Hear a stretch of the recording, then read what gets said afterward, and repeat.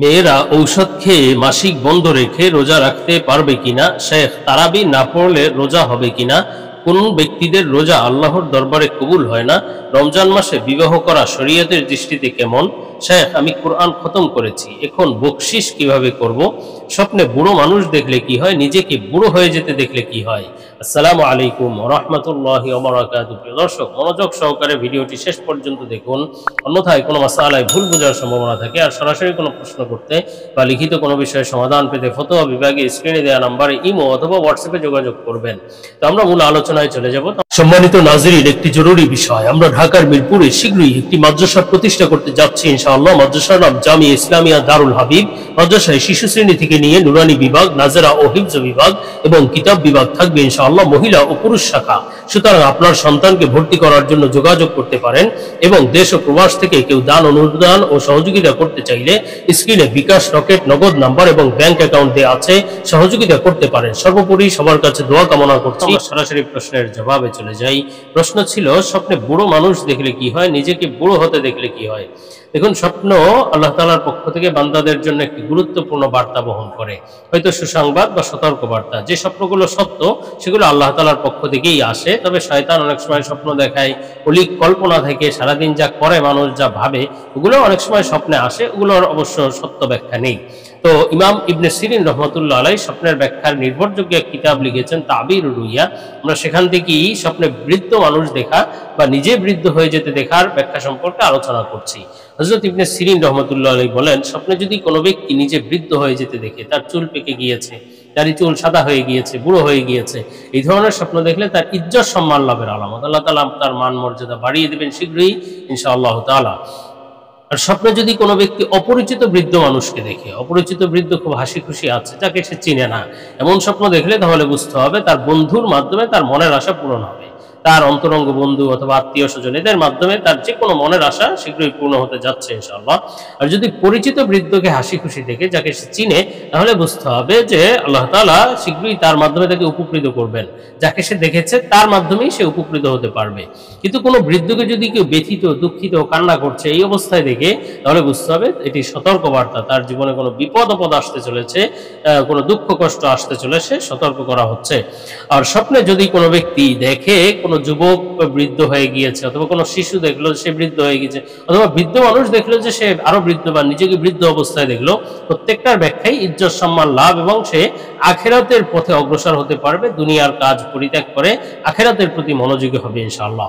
তো আমরা পরবর্তী প্রশ্নের জবাবে চলে যাই। প্রশ্ন ছিল, শেখ, আমি কোরআন খতম করেছি, এখন বকশিস কিভাবে করব?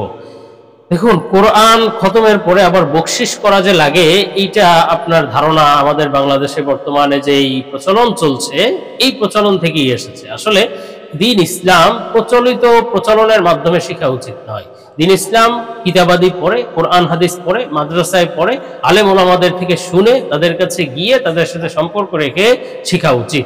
এভাবে গতানুগতিক বাবা দাদাদের থেকে যেগুলো জেনে আসছেন, দেখে আসছেন, এভাবে চলা উচিত নয়।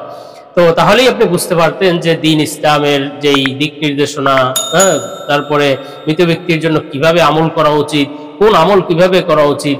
আমরা মুসলমান, ঠিক আছে, আমাদের বাংলাদেশের মানুষ বেশিরভাগ মুসলিম এবং সবাই ধর্মীয় আবেগ সম্পন্ন মানুষ, কিন্তু ধর্মীয় জ্ঞানহীন মানুষ। বেশিরভাগ মানুষ ধর্মীয় আবেগ আছে কিন্তু ইসলামিক জ্ঞান নাই। তো ইসলামিক জ্ঞান ছাড়া এই আবেগের আসলে তেমন কোনো মূল্য নাই। সুতরাং ইসলামিক জ্ঞান আহরণ করতে হবে, কিতাবাদি পড়তে হবে, কোরআন হাদিস পড়তে হবে, আলেম ওলামাদের কাছে যাওয়া আসা করতে হবে, মাদ্রাসায় যেতে হবে, সন্তানকে মাদ্রাসায় দিতে হবে। মোট কথা দ্বীন ইসলামের জ্ঞানে জ্ঞানী হতে হবে, তাহলে দুনিয়াতেও সফলতা, আখিরাতেও সফলতা ইনশাআল্লাহ। এখন আসুন আপনার প্রশ্নের বিষয়, আসলে কোরআনুল কারীম তেলাওয়াত করেছেন অথবা কোরআনুল কারীম খতম করেছেন, আপনি নিয়ত করেছেন আমি সব রেসানি করলাম, অমুক ব্যক্তির আমল নামায় দিয়ে দিলাম, বাস বকশিস হয়ে গেল। এটার জন্য আলাদা কোনো আয়োজন করতে হবে, আলাদা ইমামকে ডেকে খাইয়ে তারপরে 20 টাকা দিয়ে হাদিয়ে দিয়ে তারপরে বকশিস করাতে হবে, এই ধরনের কোনো বিষয় আসলে ইসলাম সমর্থন করে না, বা এই ধরনের কোনো বিষয় সহি না, এমন কোনো বিশ্বাসও সহি না। আপনি আমল করেছেন, যেই জন্য নিয়ত করেছেন, বাস এটাই আপনার জন্য যথেষ্ট, আলাদা কোনো আয়োজনের দরকার নেই। আমরা পরবর্তী প্রশ্নের জবাবে চলে যাই। প্রশ্ন ছিল, রমজান মাসে বিবাহ করা শরীয়তের দৃষ্টিতে কেমন?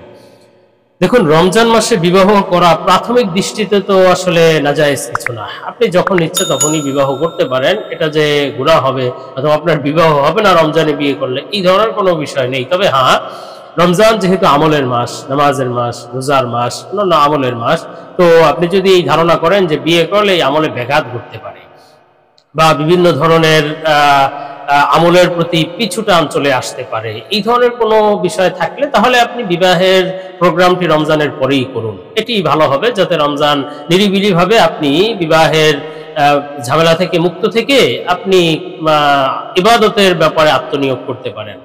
আর এমনি সাধারণত রমজান মাসে বিয়ে করলে কোনো যে অমঙ্গল অথবা ক্ষতি, গুনাহ, বিয়ে হবে না, নাজায়েজ, এই ধরনের কোনো বিষয় নেই। বিবাহ হয়ে যাবে, করতে পারেন। তবে ওই আমলের দিক থেকে যেটা বললাম, সেদিক থেকে আপনি বিবাহটা পিছিয়ে দিতে পারেন।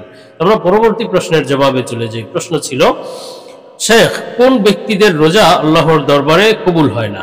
দেখুন, রোজা রাখলাম কিন্তু কবুল হলো না, কষ্ট করলাম কিন্তু এর কোনো প্রতিদান পেলাম না, এর চেয়ে হতভাগা আর কি আছে?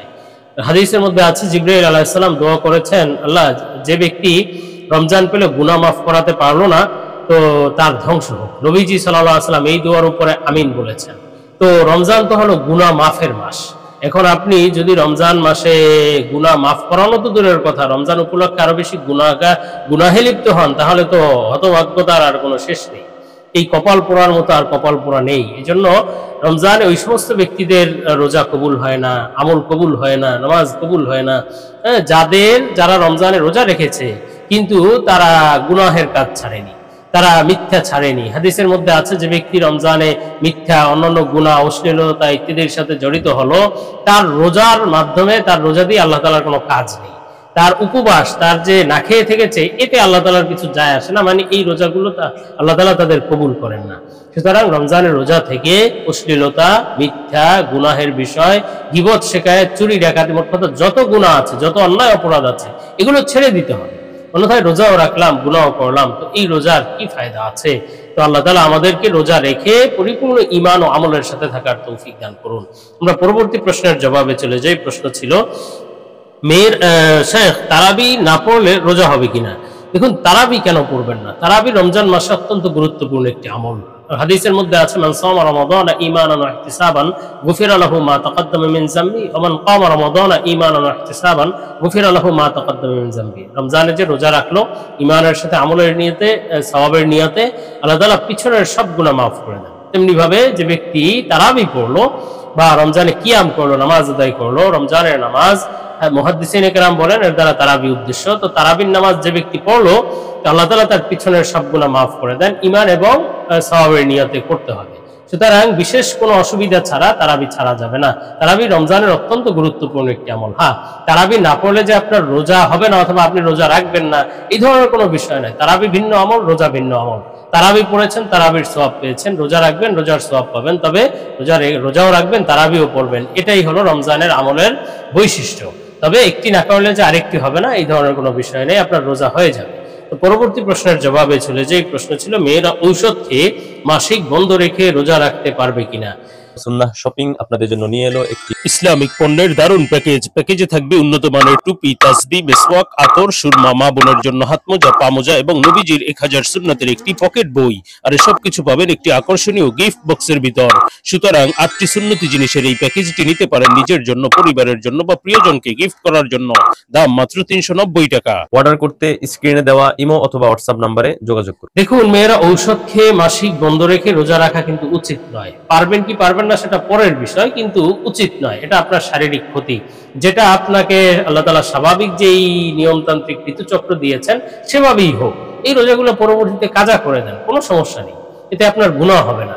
আর আপনি যদি এভাবে রোজার প্রতি আপনি আগ্রহী হন, এর সওয়াবও ইনশাআল্লাহ আল্লাহ তাআলা আপনাকে দিবেন। সুতরাং ঔষধ খেয়ে মাসিক বন্ধ করে তারপরে আপনি রোজা রাখবেন, এটার প্রয়োজন নেই। আর যদি রাখেন তো আপনার রোজা হয়ে যাবে এবং এটি আপনি করতে পারেন, কিন্তু এই কাজটি করাটা অনুচিত হবে।